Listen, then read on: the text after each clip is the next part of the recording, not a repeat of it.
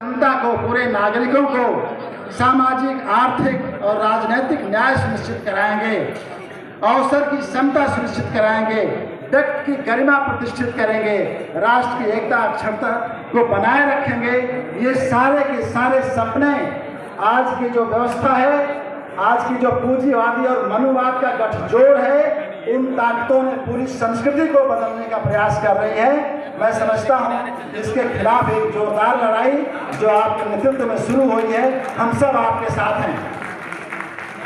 साथियों, केवल इस लड़ाई की बात नहीं है, मैं आज के सत्ताधारी साथियों को मैं साथी बोल रहा हूँ, क्योंकि इस देश के सम्मानित नागरिक हैं, पदाधिकारी हैं, कॉन्स्टिट्यूशनल पदों पर बैठे हुए, सत्ता में बैठे हुए लोग हैं। इनको बताना चाहते हैं, आरएसएस जैसे संगठनों को ये बताना चाहते हैं इस माध्यम से कि अब कुछ चौपाइयों के, कुछ अर्थों के ताड़न के, समाजवाद के, पंथ निरपेक्षता के अर्थ बदल देने से ये पिछड़ा समाज आपके जाल में आने वाला नहीं है। वो सही मायने समझ गया है, सही आंदोलन को समझ रहा है। यहाँ बैठे हुए साथियों से अपील है कि मिथकों से अपने को बाहर निकाल करके हमारे देश का जो सांस्कृतिक समृद्ध इतिहास है, तथागत बुद्ध से लेकर के रामास्वामी नायकर से लेकर के रामस्वरूप वर्मा, ललित सिंह यादव, ये तमाम जो हमारे महापुरुष हैं, डॉक्टर अम्बेडकर, माननीय कांशी राम तक आते आते ये एक लंबी परंपरा है। हमारा इतिहास समृद्ध है, इसको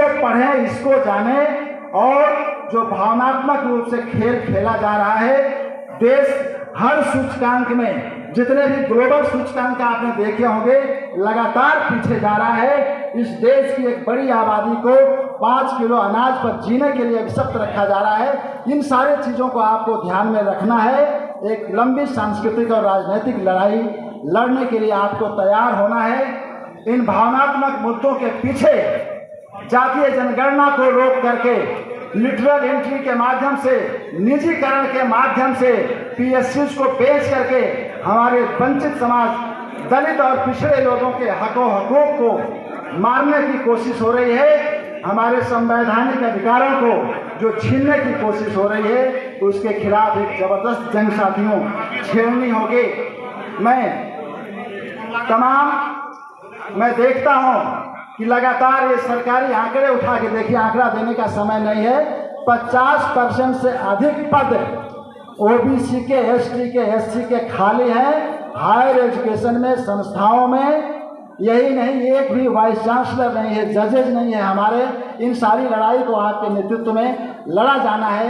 ये मऊ के साथी आपके साथ हैं। साथ ही साथ जो संवैधानिक अधिकारों का हनन हो रहा है, लोकतंत्र खतरे में है। मैं किसी ग्रंथ पर टिप्पणी करने के लिए नहीं खड़ा हुआ हूँ, केवल अपने 2 महापुरुषों की लाइनें आपको पढ़ देना चाहता हूँ। अतिथियों की इजाज़त से आपको दिल दिमाग खुला रखना होगा। जब डॉक्टर लोहिया सन 1961 में रामायण मेले की व्यवस्था कर रहे थे, तो उनकी दृष्टि बड़ी साफ थी। कह रहे थे कि धर्म और राजनीति का रिश्ता बिगड़ गया है। धर्म दीर्घकालीन राजनीति है और राजनीति अल्पकालीन धर्म है, इसको समझना पड़ेगा। तुलसी के रामायण में निश्चय ही सोना चांदी हीरे मोती बहुत हैं, लेकिन उसमें कूड़ा और उच्छिष्ट भी है। इनको इस धर्म ने इतना पवित्र बना दिया है कि हमारे भारतीय जो विवेक दृष्टि है वो लुप्त हो गई है। इस लुप्त विवेक दृष्टि को पुनः आपके नेतृत्व में जागृत करने का प्रयास हम लोग कर रहे हैं। बाबा साहब डॉक्टर अम्बेडकर साफ साफ कहा करते थे कि भारतीय समाज का इतिहास 2 संस्कृतियों का इतिहास है, श्रमण संस्कृति का और मनुवादी संस्कृति का।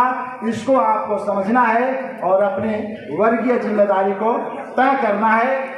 केवल चेतावनी के रूप में भी एक ललित सिंह यादव जी का मुकदमा गया था सच्ची रामायण का, उसमें जजेज ने एक कमेंट किया था, एक लाइन का, केवल वर्तमान यथास्थितिवादी ताकतों को समझाने के लिए उस लाइन को, हेराल्ड लास्की की लाइन को बीबी कृष्ण अय्यर ने कोट किया था कि एक सरकार अपने समर्थकों द्वारा प्रशस्ति गान की तुलना में, जो भाटगिरी हो रही, प्रशस्ति गान हो रहा, उसकी तुलना में अपने विरोधियों की आलोचना से अधिक कुछ सीख सकती है। उस आलोचना का दम घोटने का अगर प्रयास किया गया तो निश्चित रूप से वो अपने ही विनाश की तैयारी कर रहे होंगे, निश्चित रूप से अपने विनाश की तैयारी कर रहे होंगे।